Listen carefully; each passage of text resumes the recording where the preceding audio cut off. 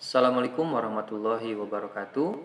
Alhamdulillahilladzi arsala rasulahu bil huda wa dinil haq liyudhhiru 'ala dini kulli wa kafa billahi syahida. Allahumma shalli ala sayyidina Muhammadin wa ala alihi wa sahbihi ajmain amma ba'du.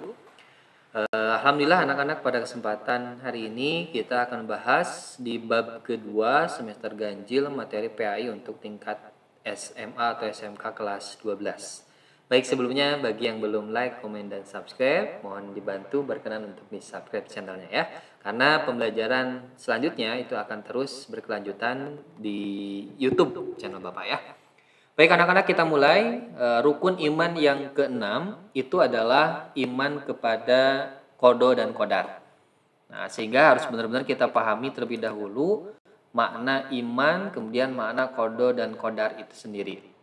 Jangan sampai ketika kita belajar agama, tapi bahkan ketika orang bertanya apa itu iman, apa itu qada, apa itu qadar, kita tidak bisa menjawab dan itu berbahaya ya. Sehingga harus pahami terlebih dahulu masing-masing pengertiannya.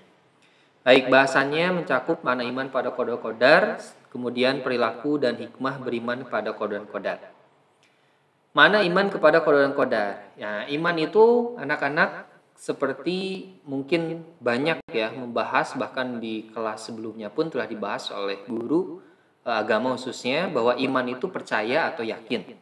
Nah, tetapi iman itu secara istilah tidak cukup percaya dan yakin, tetapi harus diyakini dengan hati, diucapkan dengan lisan, dan diamalkan dengan perbuatan. Jadi ada 3 hal: diyakini dengan hati, diucapkan dengan lisan, dan diamalkan dengan perbuatan. Itulah yang disebut dengan iman. Nah, jadi sempurna tidaknya iman seseorang itu bisa dilihat dari keimanannya itu apakah benar-benar hanya dibatas dalam hati saja diucapkan, atau lebih kepada pengaplikasian keimanannya, itu yang menentukan. Baik, dalil iman pada qada qadar ada dalam Quran surat Al-An'am ayat 59, kemudian Ar-Ra'du ya, kemudian Al-Furqan, Al-Qamar, yang populer ya innallaha la yughayyiru ma biqaumin hatta yughayyiru ma bi anfusihim. Nah, Allah tidak akan mengubah keadaan suatu kaum kecuali kaum itu sendiri yang merubahnya. Nah, jadi jangan pernah berpikir Allah akan merubah seketika, ya meskipun Allah berhak dan pasti bisa. Tapi manusia diusahakan harus usaha. Macam-macam takdir terbagi 2, ada takdir mubrom, ada takdir mu'alaq. Ya, mu'alaq itu bisa dirubah, sementara mubrom itu mutlak tidak bisa dirubah.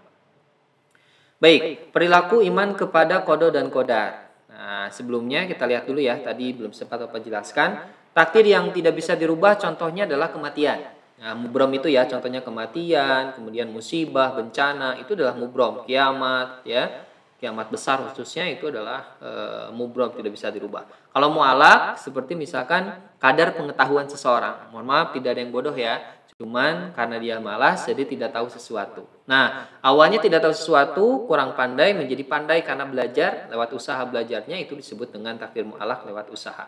Yang tadinya tidak punya sesuatu, gemar bekerja, rajin bekerja, sehingga mendapatkan banyak rizki ya, sekaligus penghasilan, jadi sukses, itu artinya bisa dirubah. Nah, ketika kita tahu iman beriman pada qada qadar itu apa, sehingga bagaimana sih kita menunjukkan perilaku beriman pada qada dan qadar? Yang pertama, optimis menatap masa depan, harus optimis ya, jangan sampai pesimis.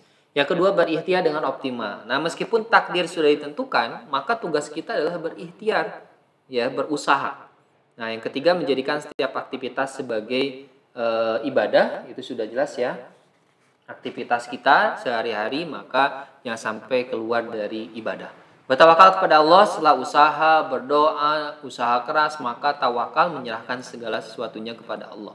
Mengiringi usaha dan doa, bersabar menghadapi cobaan. Seperti COVID-19 yang telah terjadi, pandemi sekarang, maka kita harus bersabar menghadapi cobaannya. Tapi bukan berarti kita diam tanpa usaha, santai saja tidak menggunakan masker misal, ya, maka tidak juga seperti itu. Tidak mudah putus asa, itu perilaku beriman pada qada qadar.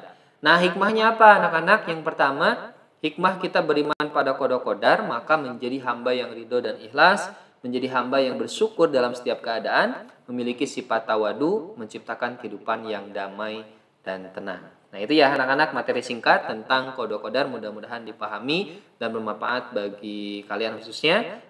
Mudah-mudahan menjadi ilmu yang bermanfaat ya. Terima kasih anak-anak ya, semangat terus belajarnya. Assalamualaikum warahmatullahi wabarakatuh.